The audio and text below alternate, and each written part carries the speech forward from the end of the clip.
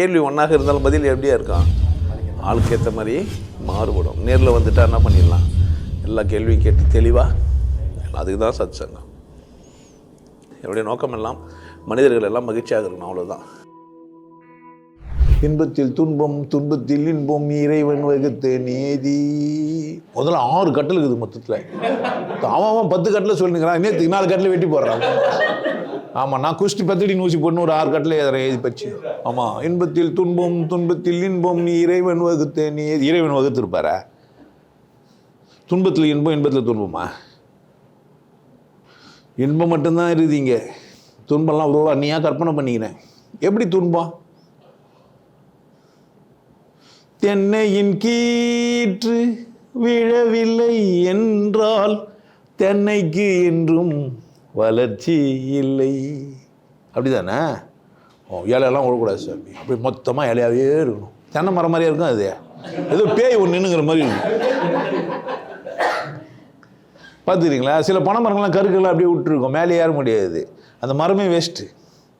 காய் காய்ச்சா கூட ஏன் துன்பமாக? அது வலி இன்பம்னு தெரில உனக்கு. வலியை துன்பம்னு நினச்சிங்கிற.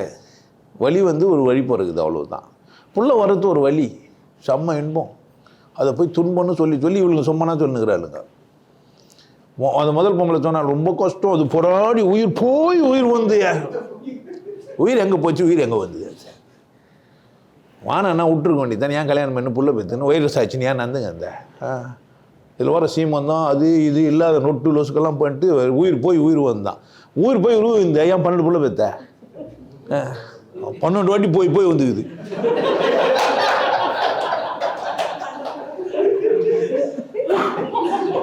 புழுவுது ஒரு எல்லை இல்லை. சொன்னே துன்பன்னு ஒன்று இருக்குதா என்ன ஆக்கிக்கிறது. அது இரக்கத்தை தேடும். அது அடுத்தவங்கிட்ட இந்த இரக்கத்தை தேடுறதுக்காக துன்பப்படுறது.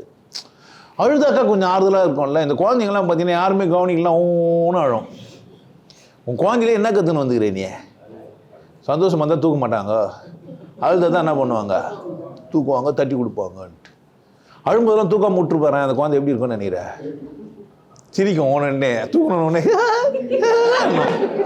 என்னதான். அப்போ தான் என்ன பண்ணுவீங்க? நீங்கள் சிரிச்சா தான் தூக்குவீங்கன்னு சொல்லி கொடுத்துருங்க குழந்தைங்களுக்கு. என்ன பண்ணுவான் அப்படின்னா துன்பப்படா, ஐயோ நம்மளை குழந்தை வந்து எப்படி கற்று போச்சிட்டான், ஐயோ என் புள்ள அது ஒன்று அது கற்றுக்கும். ஓ இந்த திருடி இப்பேற்பட்ட திருடி இவ்வளோ எவி தான் பண்ணா, அதை அழுதாதான் விடுவா.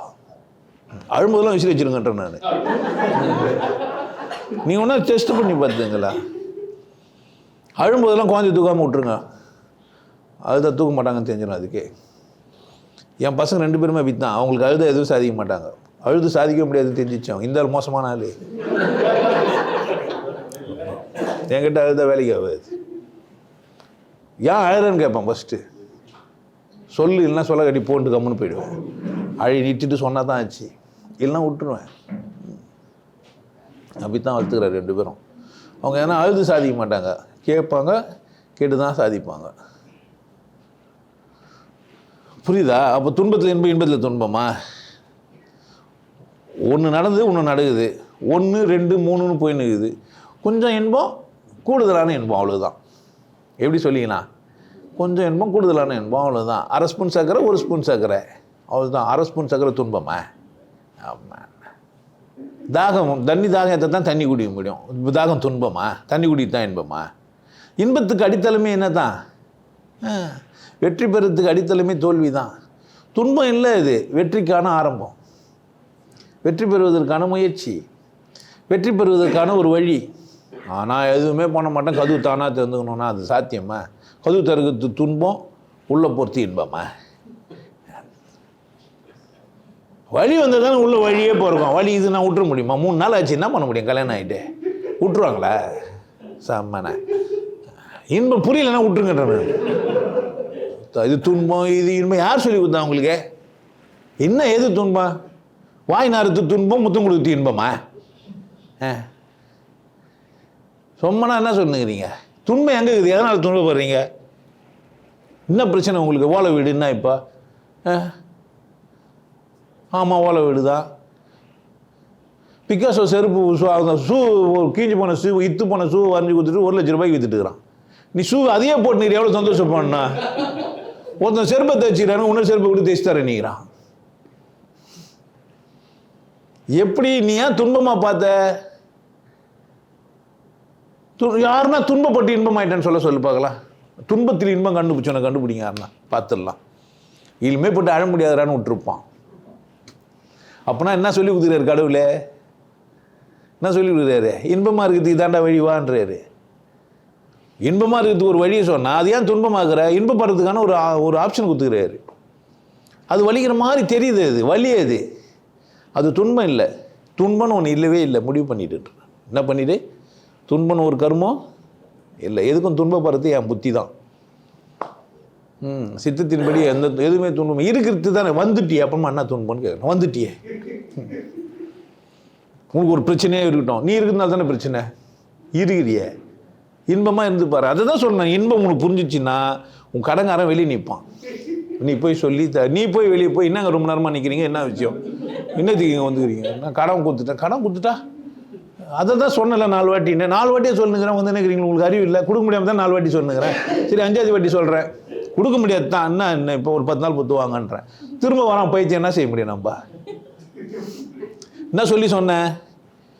கொடுக்க முடியாதுன்னு சொல்ல முடியாமல் தாங்க 10 நாளாக தள்ளி போட்டுனுங்கிறேன். என்னால் கொடுக்கத்தான் முடியாது. ஒரு 10 நாள் பொத்து வாங்கன்னு சொல்லி அனுப்புகிறேன். லூசு 10 நாள் பொத்து வருதுன்னு என்ன பண்ண முடியாது? அப்பேற்பட்ட முட்டால் சுற்றி தான் இருக்கணும். நம்ம என்ன பண்ண முடியும்? அவன் வரப்போறானா நம்ம முன்னாடியே காத்து நிறுத்து, சோறு சாப்பிடாமல் இருக்குது, பத்து நிறுத்து, இதெல்லாம் யார் வேலை? இன்பம் மட்டும்தான் இலக்குன்னு வாழ்ந்து. நான் எப்படி துன்பம் வரும் எனக்கு புரியலையே. இதில் வரும் இன்பத்தில் துன்பம் எப்படி இருக்குதுன்னு கேட்குறேன் நான். துன்பம் எங்கே இருக்குது? என்னை அடிச்சிட்டான். இப்போ வேணும்னு இப்போ மேலே சொன்ன உடனே வந்து பலாலும் மூஞ்சை போட்டு உனக்கு துன்பமானா நம்ம 2 பாக்ஸில் நம்ம 2 குத்து கூடுக்குறவங்களாம் கூப்பிட்டு அடிச்சோம்னா என்ன ஆகிடுவான்? அவன் அடிச்சதே எதுக்கு தான்? அந்த மாதிரி அடிக்கிறது பார்க்கறதுக்கு தான்.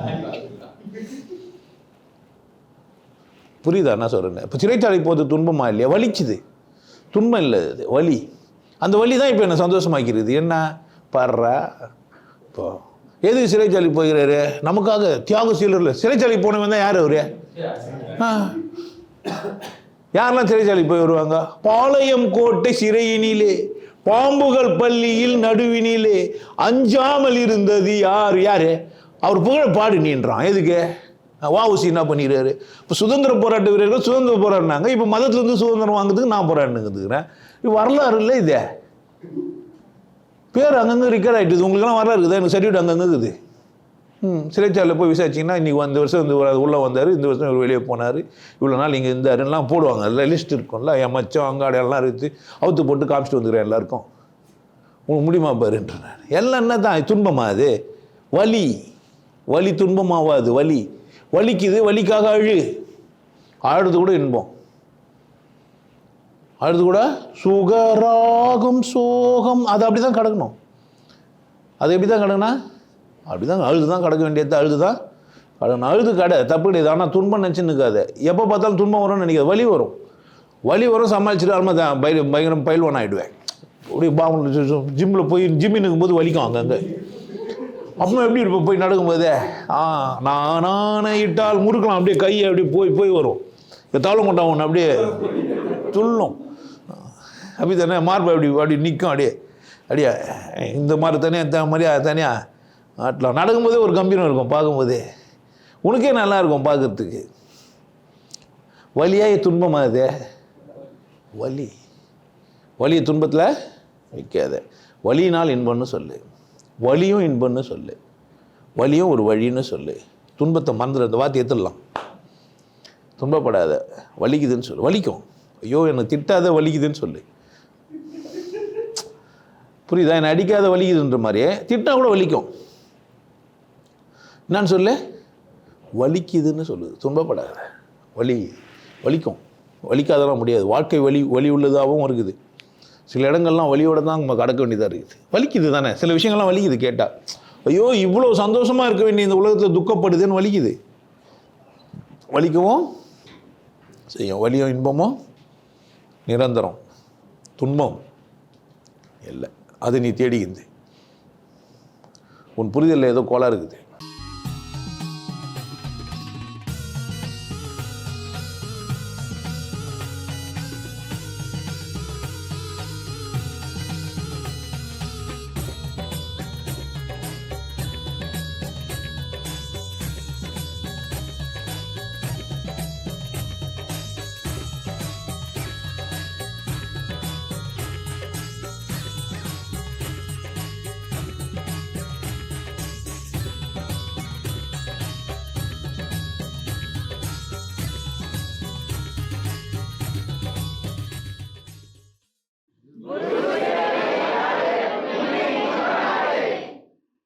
நல்லா இருங்க, சிறப்பாக இருங்க, கொண்டாட்டமாக இருங்க.